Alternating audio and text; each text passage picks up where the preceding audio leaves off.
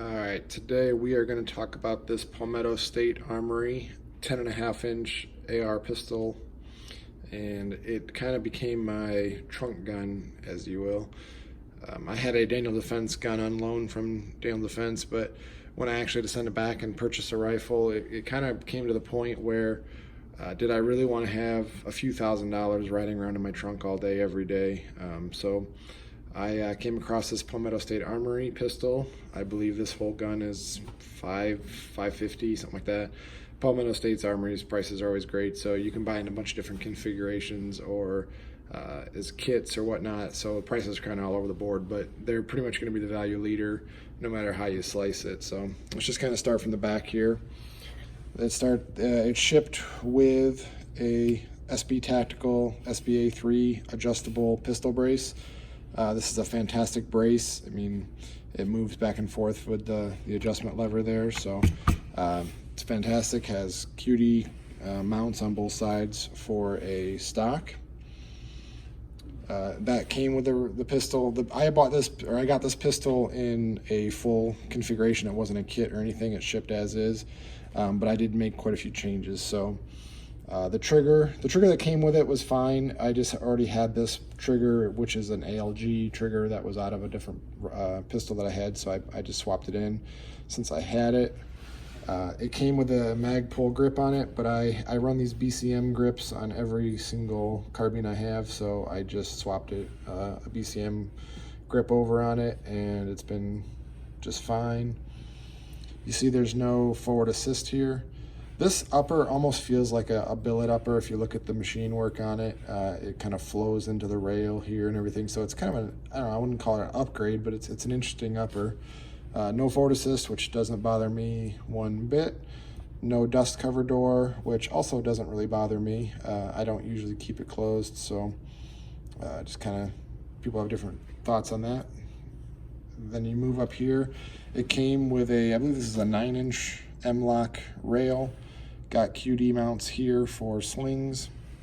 As I said before, it flows right into the upper. I like this machine work here where it kind of just goes seamlessly between them. That's kind of nice. M-lock slots on the 3, 6, and 9 position. I've got these mag pull, I think these are the type 2 or type 1, which they say type 1 and type 2 on them, but these are the mag pull M-lock covers, 2-piece plastic. They give you a nice texture on them for gripping. They fit in a slot a piece. Then I'm using a standard mag pull M-lock Scout Light adapter.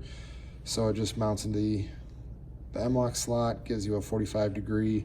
And this gun here, since it is a budget gun, I'm using a Streamlight ProTac. It's actually a 1,000 lumen rail mounted light.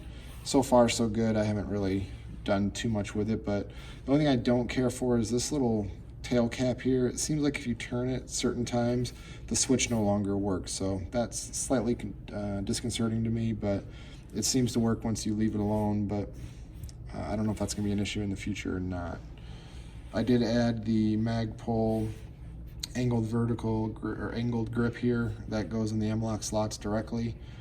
So it's a little bit smaller than the regular AFG. I put some Picatinny covers here just because when your hand goes over there, I like to kind of keep the smoothness there. I'm using a Holosun. I think this is a 503 or 403.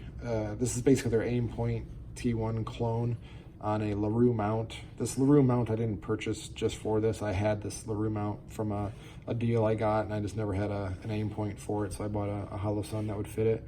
I've been really happy with the Holosun so far. I'm not saying it's an Aimpoint, but for the price, I don't think you can really go wrong.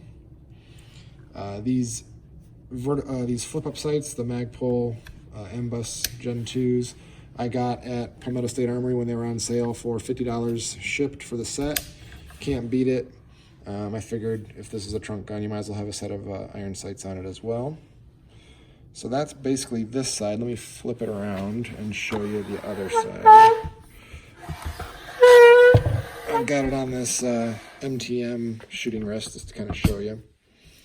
Okay, then on this side, we have the Streamlight switch. So it's a momentary push button here. It also strobes. You can see that.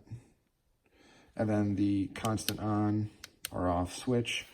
I'm not a huge fan of this switch as much as the Surefire switch, but we're also talking a vast difference in price, so you kind of go with what you got. When I had it mounted up here before these iron sights showed up, I had this switch mounted up here, and I was able to use the little clip-on adapters to hold it in place. But as soon as I moved over here, I didn't want to have to mount a rail and then clip to that and just make it bulkier and bulkier. So I just zip tied it with the little. It's got these little slots built into the switch for a zip tie to go on. When I did mount the adapter back here, the screws were a little bit too long on the back, so I had to take that back screw and just run it on a belt sander and just grind it down a little bit so it didn't touch the gas block. I didn't want to have to screw up my harmonics there by pushing on the barrel. Then I also lost this slot for the extra Magpul cover, so it's fine. What is the other thing on this side? Oh, and then the Magpul bad lever. I know sometimes these get a bad rap, but man, I like being able to run the gun with one hand, no problems. So I had this one in my parts bin, so I threw it on as well. And the BCM BCM charging handle. I think this is their medium latch. I run these on just about every gun now, so I put that on there as well. And you can see the model was a 403 GL, 2 minute of angle LED red dot. I like it a lot.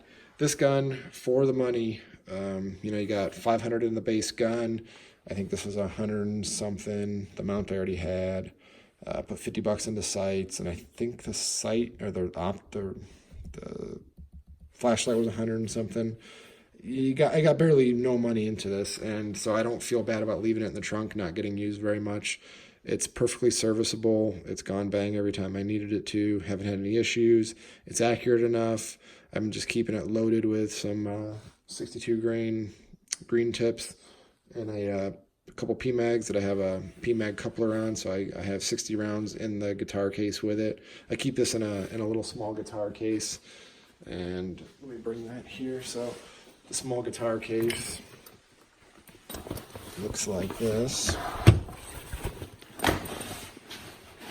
So it's, I guess maybe not a guitar, maybe it's a mandolin or something. I found it at the Goodwill store for, I think it was $3. You just can't beat it. It fits perfectly with it in the proper spot and everything. Covers it. It's padded on all the sides. Close it up. When I leave that in my trunk, nobody really knows anything the wiser. It doesn't get any extra looks when I'm putting groceries in the back of the car or anything like that. So, Palmetto State Armory, 10.5-inch carbine in a thrift store guitar case kind of makes the perfect trunk gun for me.